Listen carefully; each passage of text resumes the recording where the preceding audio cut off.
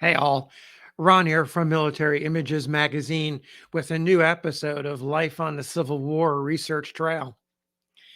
Sleep eluded the clergyman Daniel Waldo during the eve of his 100th birthday on September 10th, 1862.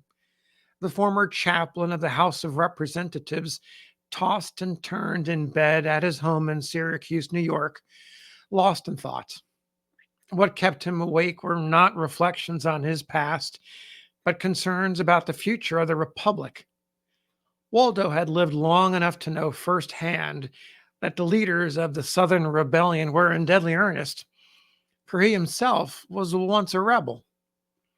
8 decades earlier, then 16-year-old Waldo fought for freedom from British rule during the Revolution.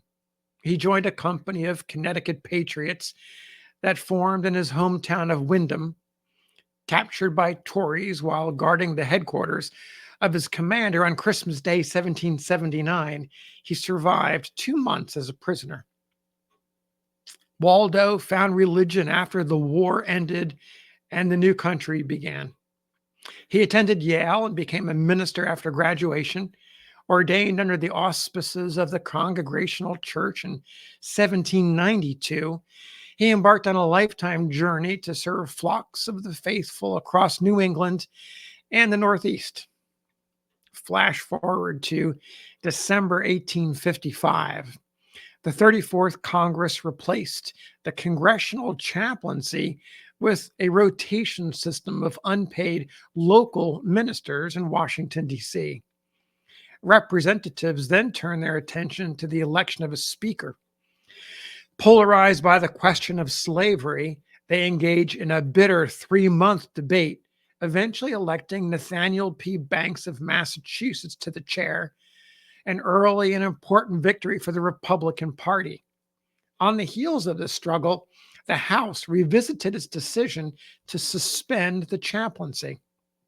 Representatives, still smarting from the fight for Speaker, sought a compromise candidate. Waldo's service in the Revolution appealed to the members. "I hope," said Representative Amos P. Granger of New York, who nominated Waldo, "the House will take this occasion to show its grateful respect for this venerable and goodly relic of the times that tried men's souls." According to one scholar, although Mr. Granger is regarded as a thoroughgoing abolitionist and therefore not very palatable to Southern members, yet, said a leading member from a slave state who had himself brought forward a candidate, "I'll give my old vote for the soldier." A majority followed suit and elected the nonagenarian as chaplain in February 1856. He came into the job with low expectations. Quote, "When a man has reached the 94th year of his age, it would not be regarded as a very unjust opinion were we to assume that this day for preparing original discourses to be delivered with the clear and distinct enunciation which is necessary to convey what he would utter to the hearing of an audience seated in different parts of the great hall of the Capitol had gone by," end quote, noted a fellow preacher. Waldo made his debut on April 3rd, 1856. A newspaper, the Daily National Intelligencer, reported that, quote, "he hardly appears to be 70. He has the presence and bearing of a gentleman and speaks well and in a clear and agreeable voice. He has warmly and respectfully greeted and welcomed to the hall by a large number of members." Waldo continued as chaplain for the remainder of the 34th Congress and then returned home to Syracuse. Father Waldo, as he had come to be known by admiring friends, met Abraham Lincoln when the train that carried the president-elect and his entourage stopped in Syracuse on February 18th, 1861. A crowd estimated at 10,000 greeted Lincoln. A front-page report in the New York Times described the scene. At the intersection of the street with the track was erected a nicely carpeted platform on which were the committee, Reverend Mr. Waldo, and a bald-headed eagle. The immensity of the gathering was equaled only by the absolute order and good behavior.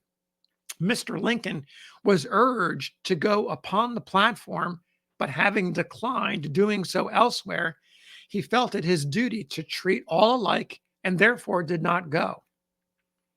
The Times correspondent continued, quote, Reverend Mr. Waldo, who is so infirm as to be scarcely able to totter, but who, nevertheless, voted for Washington and Lincoln, was taken from the staging and brought upon the platform of the car, where he shook hands with Mr. Lincoln and came very near being pushed off the car by the crowd of the people. After the speech, there were loud cries of "Take the platform," and the mayor, with diverse committeemen, urged him to leave the car and ascend the platform that the people might see him. But Mr. Lincoln said, "No, sir, I cannot. That was decided some time since," and he did not go. "That's right, old man," said someone in the crowd. "Stick to it. You've got your stake. Now don't take it up." This excited laughter and created good humor, during which the train moved off, followed by thousands of cheering men and boys. End quote. After Lincoln took office and the Civil War started, Waldo was visited by an enterprising pair of photographers, brothers Nelson and Roswell Moore of Hartford, Connecticut. Inspired by a wave of nostalgia for the glory days of Washington and Lafayette, the two photographers made portraits of Waldo, including this one here, and 5 other surviving veterans of the Revolution. According to a statement by the Moore brothers, quote, President Lincoln he deemed honest, but not decided enough. This is the brothers quoting an interview with Waldo, and added, quote, that the leaders of the rebellion should be dealt with in such a manner that no one would dare in the future to repeat the experiment, end quote. Despite his concerns, Waldo told the brothers that he, quote, had implicit faith in the ultimate success of Union arms and the reestablishment of the authority of the national government over all the states, end quote, and that, quote, he was intensely loyal, greatly desiring to live till the rebellion should be suppressed, end quote. Well, Waldo didn't make it. A fall downstairs around Independence Day 1864 resulted in a serious injury. Elias B. Hilliard, a minister who had traveled to Syracuse to interview him for a book to be published by the Moore brothers, described the now centenarian on his deathbed. Quote, his look was so peaceful and pleasant as when in health, and upon his wasting features there rested the serene and sweet expression of gentle goodness, breaking for the moment into a smile, as on being addressed he roused to answer and then sank again into his dreamless sleep. End quote. Father Waldo breathed his last at 1:30 p.m. on July 30th, 1864. He had lived 101 years, 10 months, and 20 days. Later that year, the Moore brothers published this portrait of Waldo and his story in their book, The Last Men of the Revolution. So there you have it. Story of Daniel Waldo, Revolutionary War veteran, Yale graduate, minister, chaplain of the U.S. House of Representatives, and a citizen who voted for George Washington and Abraham Lincoln. Thanks for listening. We'll see you on the next episode of Life on the Civil War Research Trail.